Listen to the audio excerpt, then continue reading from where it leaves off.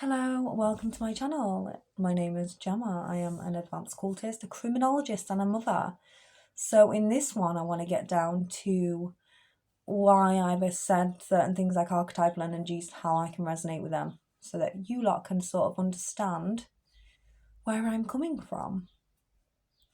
So maybe in the distant future, when I'm long gone, you can help yourselves. So in this one, I want to talk about a Royal Archangel Gabriella, what like it represents. This is like a astrological underpinning. 2.5 family home moon conjunct Pisces. Well, it's in Pisces, so it's in Pisces sign 2.5, but it's in my 5th house. So what does this represent? This doesn't represent, because with what we've got in there now, we've got Saturn in there. It's in Pisces, and we also have coming out soon, I think. Oh, no, or is it doing a retrograde back? Right, so we have to understand that it's hit all my planetary alignments. It's hit my North Node, it's hit my Venus, it's hit my Sun, it's hit my North Node, my Venus, my Sun, my Moon, right? So this is why I think I'm talking. I think that's why I'm starting to come out and talk about stuff. And I did do some videos a couple of years ago, one to show my sanity, what is a future concept, and also like the dimensions and things like this, which has already been done in the Sikh religion. So we can go back to Sikh religion and sort of like underpin what I've said, because I didn't even know that was like a relational topic, because I've never really been into religion until after I needed to find an aspect of faith. And this has obviously got something to do with Chiron being in the 9th house, and it's just kind of like how I am, like since I had a near-death experience, if you like, or an experience that was so scary to me I didn't know what to do, and I'm not allowed to talk about it, so I can't talk about that. I can only talk about sort of like significances around this and relate it to an astrological underpinning, so that you can understand where I'm coming from and why I'm doing what I'm doing. So obviously Royal Archangel Gabriella, this is an archetypal energy who is a messenger to bring messages. I think one was to Daniel, and it was a message in the religious scripture, and it was a message to Daniel to tell him what was going to happen in the future. And okay, so, and it was about, Daniel was, I think he was part of the scriptures and stuff. He was like main part, but Gabriella kind of like came in and came out, came in, came out. So it's kind of like I can understand that part of the scripture and understand it, which is a bit weird, right? And then I can understand the scripture relating to Gabriella when it comes to telling Mary that she's going to have a baby. And that's interesting, because I actually did that once as well. So it was just random stuff. It's an I know energy, and you rise to an I know energy, and you just know this is how I think I can digress certain things, because I've reached crown. Okay, this is a crown concept. This is your I know energy. You rise to this, your I know energies, right? So this is how you can do it. You can rise to it depending on your, if you've done, so you, like, okay, let me just say this. You rise your I know energies, you are more understanding to what you need to sort of do to right your wrongs. And it's kind of like what Jesus did, because he rose from a 6 to the crown. So he it's almost like a resurrection, but I don't know. He already done it, right? They just sacrificed him. And I'm going to be honest, like, I think they just sacrificed him to stop everyone else from being who he was. And it was like a metaphor, like, you can't be this person. If you act like this, if you rise to a crown and I know energy, you're going to be sacrificed, you're going to be punished, you're not allowed to rise up there. You're all down here with everybody else, type thing. And it is like that. And, I think in this sort of context of religious scriptures, we can also look at it and sort of see who's written about what's happened in the Christian one, which is like a lot of judges have written it.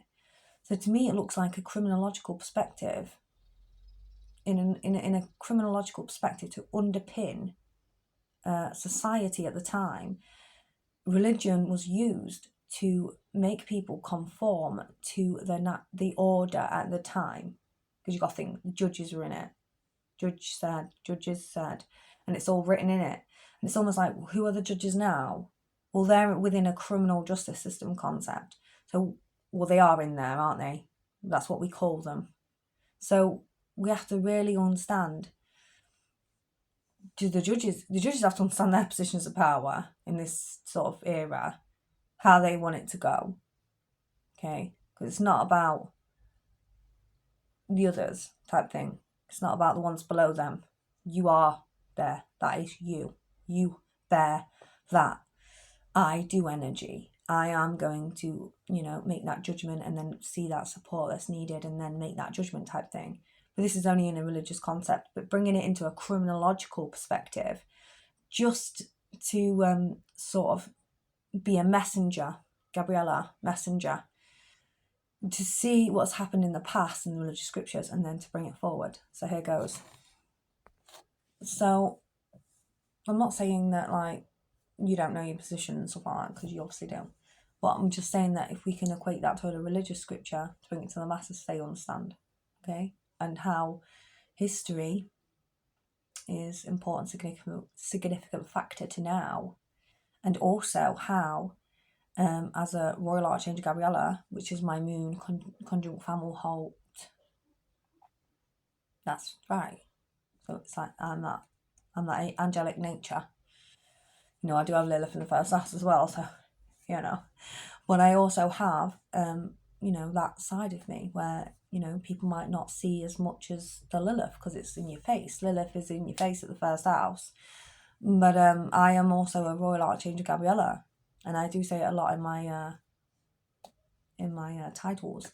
There's a reason, and it's because I'm a messenger, so I have to. It's almost like a reminder. We have to remind you, type thing, that it's not just a past pretense thing that happened. It's a now concept as well, and we can bring this into understanding certain things that have taken place.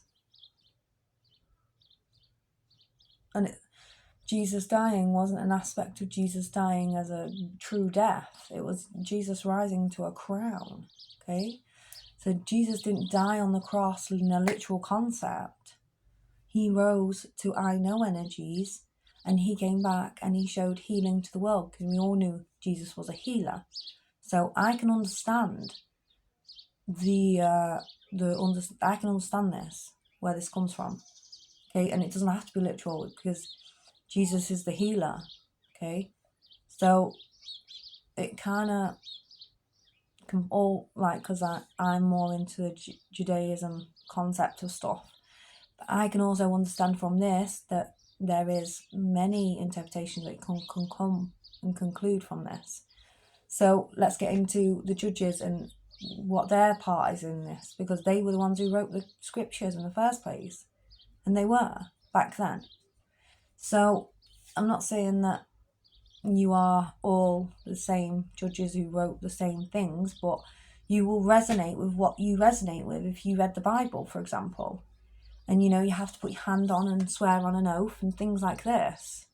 So there's many different interpretations that we can take from.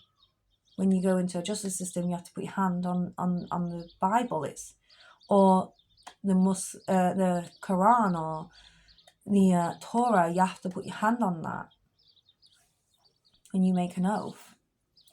And there are deceivers as well. So this is another thing. So let's just understand as a messenger to tell you, because it's a different way, isn't it? Everyone can come as a messenger to tell or explain a prophecy, but I'm doing it because it's mine, right? So in this one, just to understand that the Jewish, it's all in there. But why are they making you put your hand on that oath? Why are they telling you to do this? And it's because there is a way of life, okay? So let's get into the criminological understanding. There is a way of life, and that you have to adhere to the 10 Commandments. So I understand that. I get that. I agree with that. you know, to them degrees where you're not breaking the law and you're not hurting people, you're not, you know, doing things that you shouldn't be doing. So we have to realise that if there are people in them positions of power and they are the ones that are doing this as well, it's a level of corruption. So we can even go as far back as the Canaanite gods and say if they were doing bad things like, I'm going to say it, but sacrificial of children. So sacrificial of children, the Canaanites that supposedly have done this, but it's too far back to us to even comprehend that, because it could have been switched and changed just like the Bible has. There's a New Testament, right? So we have to understand that there's got to be some sort of form of knowing and knowledge within those streams for us to be able to stand here today and make decisions as an I do, because we rose to I know and then we come back down again, right? So this is kind of like how I'm going to try and go about this. I don't want to offend anybody, but I just want to explain the truth. And I don't ever mean to offend anybody, but people are offended by me. I've got Lilith in the first house, don't like me. So it's kind of like there's a obstruction taking place because I have many things. But I'm not here to, like, I'm not here to lie. I'm here to tell the truth.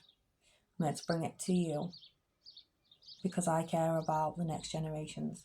Because we're all going to leave and come back through on these streams, and it's going to happen to all of us.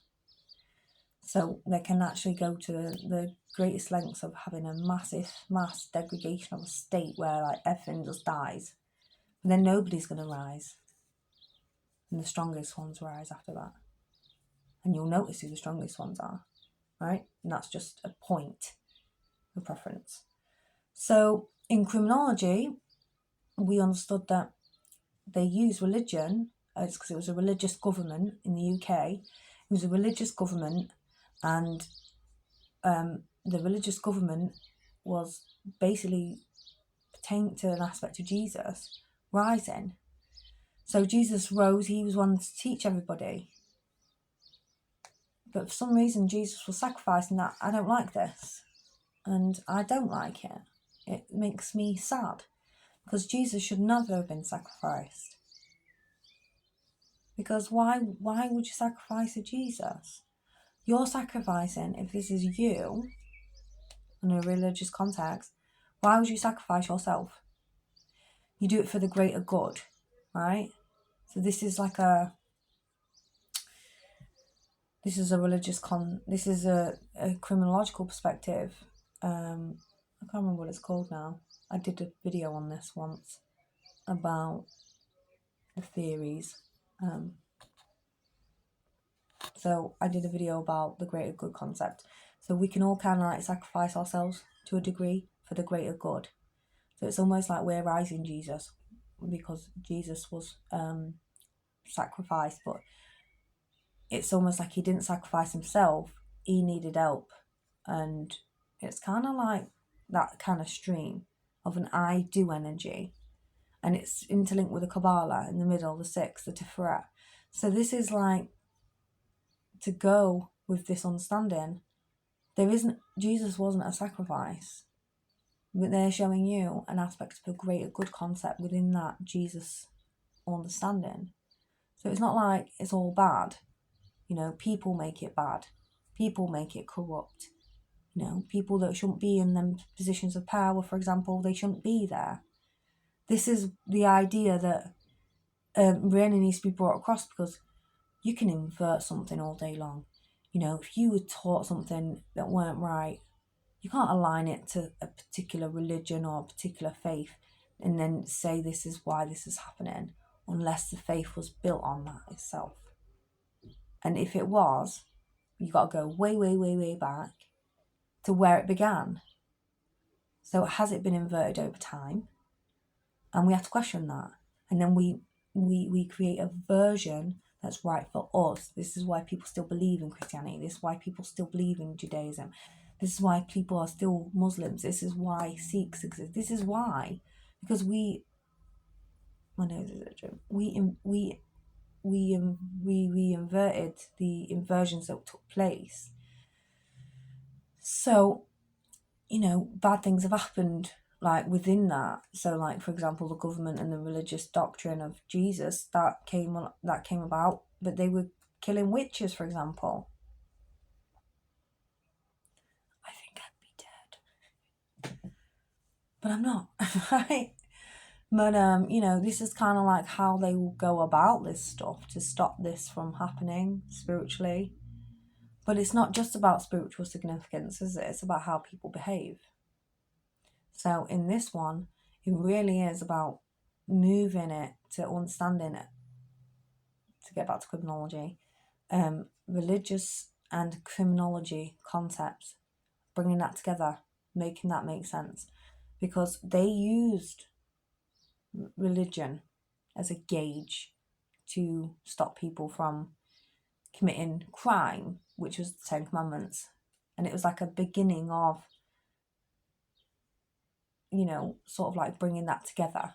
So we have to understand that it's not all bad, but there is going to be people within these positions that are going to commit crime, if you like. So to understand that, if we can see this, we can see the crime, we can stop that from happening so that we don't invert our own society. So it's obviously taught to us at a young age, these things in a religious underpinning, because it's a cult. It's an occult as well. So we can bring this together, and it doesn't matter where you come from, where you are. And if it's accepted within your religion, we have to sort of think about why it's accepted in that religion. Like, for example, covering women up head to toe. Well, that can actually, I can understand what that means. They're protecting the women from predators, and it's also an aspect of magicianry. You're protecting them, that you're clothing them completely as an aspect of protection. There's many different ways I can understand that concept, and it's not about, because in the Western world I can walk around with my shoulders out and my arms, and that's not, well, it's judged because it's judged in different ways, but it's not judged because I am just walking around without my headscarf. So it's because it's a cultural significance, and this is how it can underpin religion and keep your religion alive type thing. This is how we can also understand their laws and how they're made. So, I think it's something to do with gay rights in Iraq. I think there's some issues there when it pertains to the Western world, because the Western world is completely different. So I would understand aspects of migration as a normal thing to do. That's normal, migrate. But obviously there's issues around that as well. So we have to be careful about where we can sort of pinpoint issues of judgment as well, from Western world to the Eastern world, because they are different. You got to think as well, you walk around wearing all clothed. Why? Because bloody art. I couldn't walk around in a desert without wearing a head wrap and something to cover my shoulders, because I'd get bloody burnt.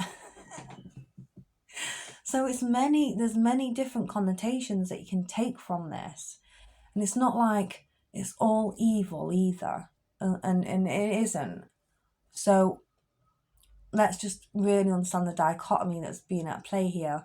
When we understand religious concepts, and when we understand, because you can be, for example, a Satanist, I'm just going to say it, and be a really loving person.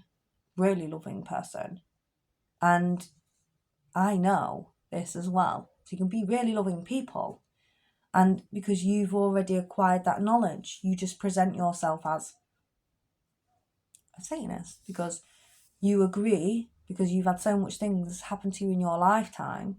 The darkness is sort of, it's not a cradle because but it's an influence of what you've been conditioned. It's a conditioning concept.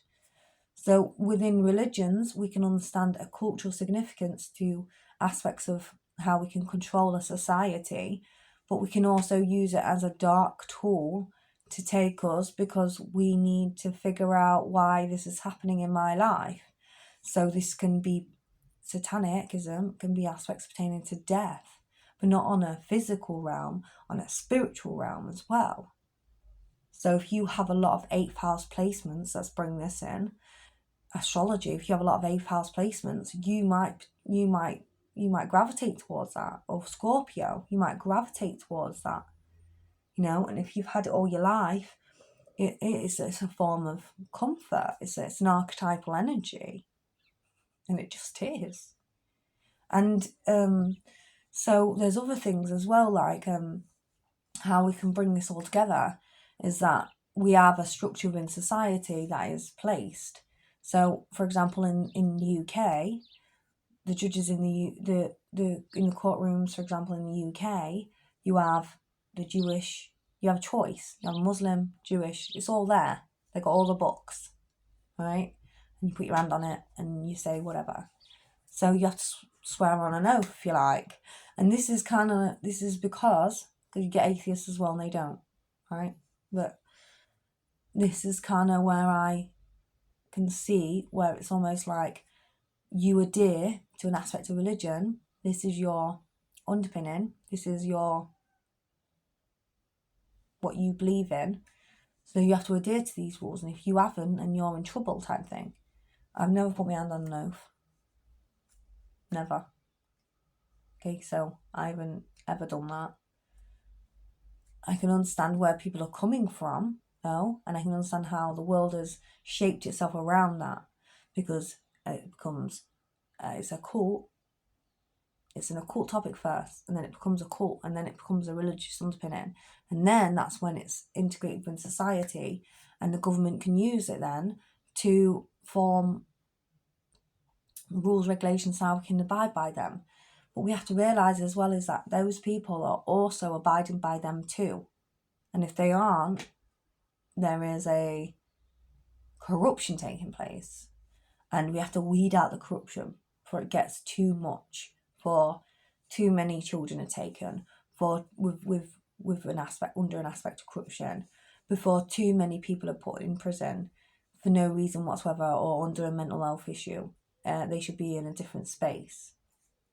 Or if, people are just being targeted for no reason because maybe they want something that you have, or because somebody's paid them lots of money to do that. These kind of things, we have to really figure out where these people need to be going, and we have to care. So the thing is, in these sectors, especially when it pertains to governments and branches of those governments, we always have to really relate back to an aspect of care and understand that it's for the people. Because when you take from people, anyone, if you take, there's going to be an aspect of degradation that takes place, and it's going to spread. And it's that kind of concept where it just spreads and there's no peace and everyone's sad, and then you become sad because you can't do the same things anymore, because it'll end up affecting everybody. It will affect everybody. And it might take you a little bit longer. It might take you 10 years. It might take you till your next kin. And it's just going to be a knock-on effect. But it's not an aspect of ancestral karma either. So I don't believe that. It's an incarnational trauma. So really what I wanted to underpin is to be humanitarian, because this is what public sectors do. They're meant to be humanitarian. They're for the people. So if you're working for a public sector, you're supposed to also acquire those skills. It's meant to be important for you.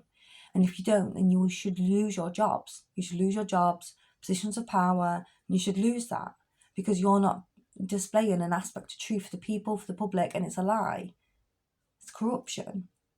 And this is how we should weed out the bad. And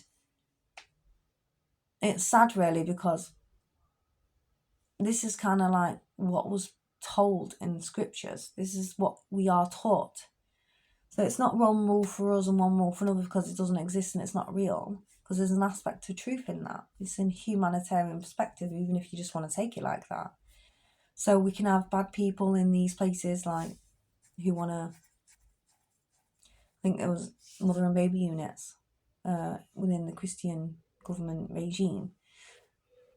I don't really like this one, but I talk about it because it needs to be heard. In Ireland, they did speak about this. It came out that the Catholic Church ruled mother baby units, and they took children and they were never seen again. That's child trafficking. It's child trafficking. Okay, taking them from mothers who are good as well. There's child trafficking. Because you were taking out completely the tree. You smashed that side of the tree. So you've taken out aspects of mercy, blue, on the tree. So you've taken that out, and then you've just gone straight to judgment and left everyone behind, thinking you're going to just rise to the top and that's it. It doesn't work like that. Because once you get to I know energies, you realise that you need to go back down for everybody else. The people who you've taken out on that side now need help because they're now in a degradation. What you've done is pulled them back down to this stream so you can rise. It's an aspect of, I think it's that way, I'm not sure, but it's an aspect of injustice. You can rise alert because you either incurred aspects of your own trauma and remembered it, that can happen as well, or what you've done is you took out people who were really good playing role models for this plane, and you've taken them out too soon. And it's an aspect of corruption. And if you go around smashing people's trees up for no reason, it is an aspect of corruption.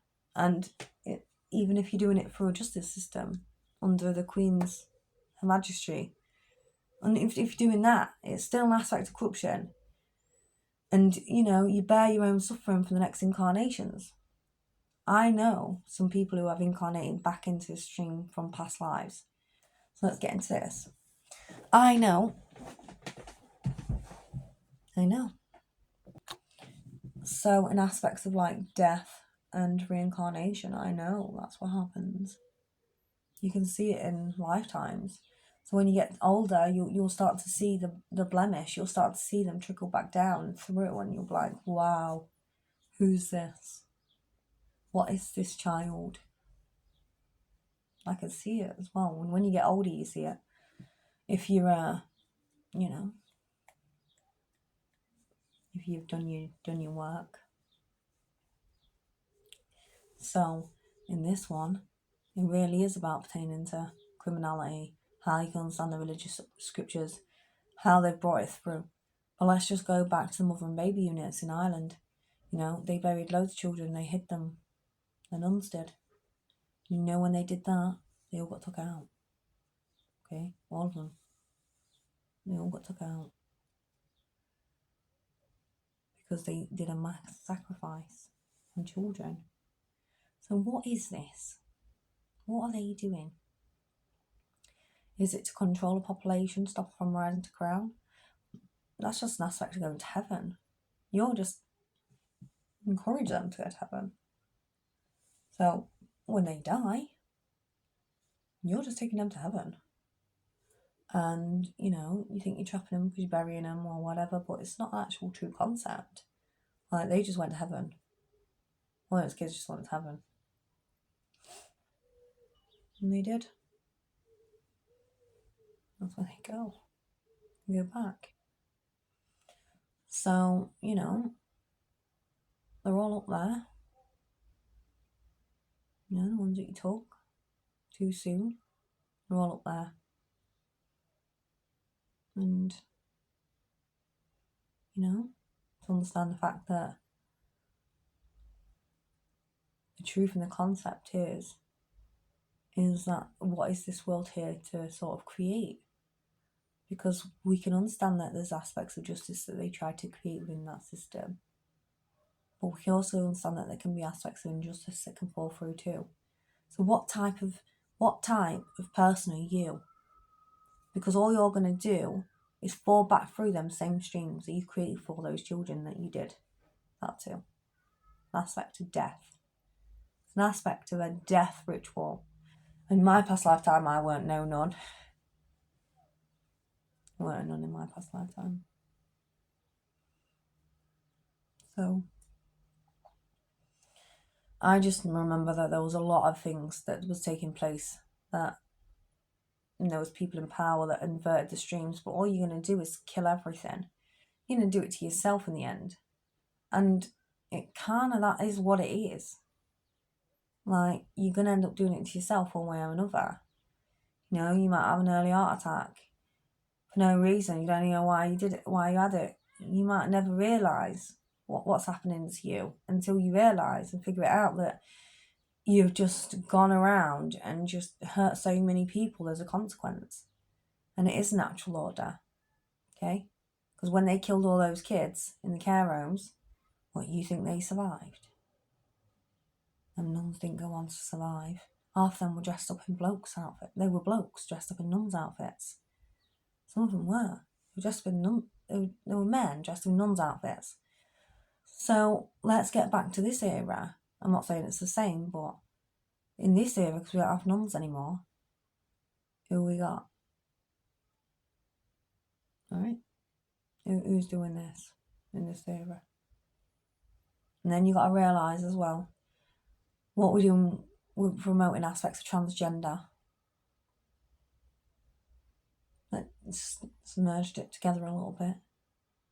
Because there were nuns, there were men dressed in outfits that looked like nuns, but they weren't. Like Sister Act, you know. But she weren't a nun, she was a prostitute, wasn't she? She was hiding. It's kind of like that, but they were all blokes. This era, it's different. Because we ain't got nuns. We ain't doing it in the Christian church. You know? And if they are, it's an aspect of corruption taking place still. I don't know too much about the Christian church these days. I know about the Jehovah. Knock on your doors, come in your house, and once. There's obviously a speculation going on there. It's a new era. It's not just it's a different take. So we can, like I said, we can rewrite these wrongs in this lifetime. But we have to realise now, we've rewrite those wrongs in this lifetime, underpinning religion. But then there's the new stream. There's a new unsung aspect of to take us of our treasures, right? To take us of our treasures. This is a new strain. And and there is an aspect of evil and good. And that's true as well. You can't deny evil. You can't deny it. You can't. So anyway, let's cut this short. There'll come a time where we will reign again. And justice will be served. For the people. For the children. My name is Gemma Haley. I'm a criminologist. I'm a mother of two. An advanced occultist. Take care.